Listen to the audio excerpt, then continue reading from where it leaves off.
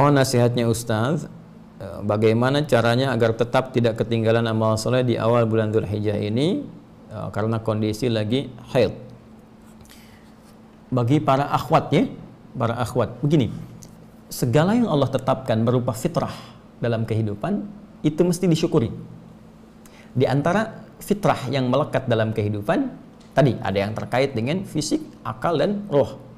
Nah, fisik ini istimewa.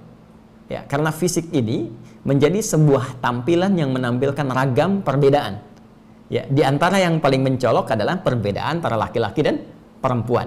Baik dari segi tampilan fisiknya yang nanti melahirkan karakteristik dan juga hal-hal kimiawi ya yang tidak sama antara laki-laki dan perempuan untuk membedakan kedua insan ini walaupun dengan kesamaan dari sisi kemanusiaannya. Sama-sama manusianya, sama-sama kadar kemuliaannya di hadapan Allah Subhanahu wa taala, namun punya perbedaan dari tampilan fisiknya sebagai maslahat dan fitrah kemudahan untuk beraktivitas demi mencari bekal.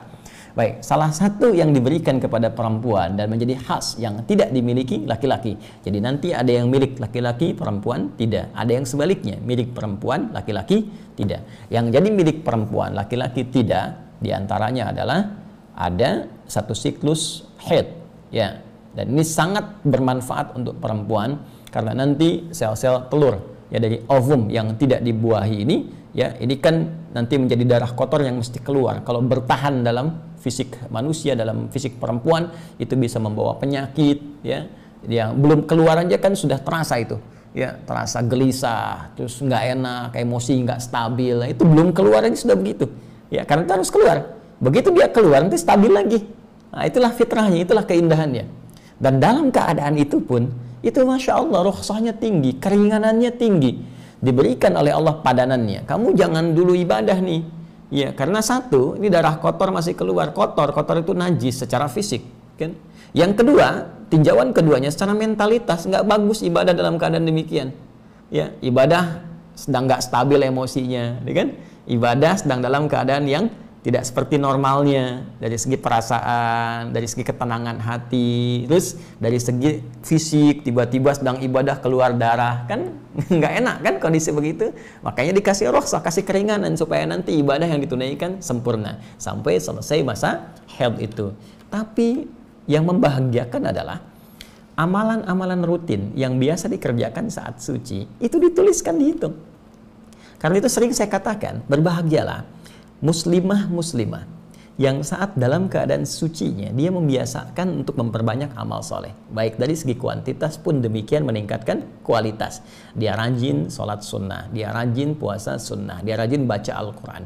Itu saat tiba masa haidnya dituliskan pahalanya walaupun ia saat itu tidak mengerjakannya.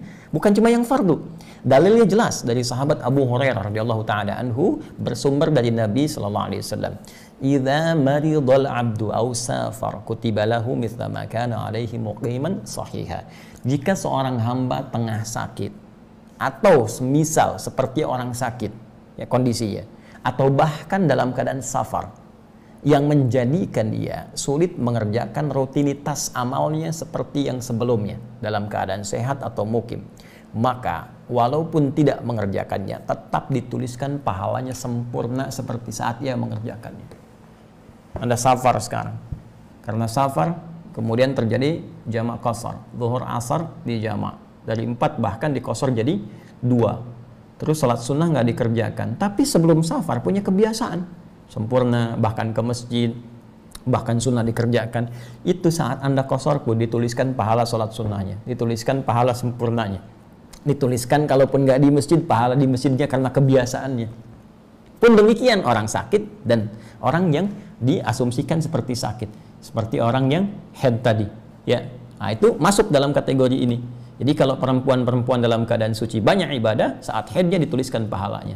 Nah, demikian kalau di awal Dzulhijjah ini ada yang tiba masa haidnya sehingga tidak bisa mengerjakan amalan-amalan pokok seperti sholat misalnya, kan? Kemudian untuk baca Al-Quran ya dalam pendapat yang rajih.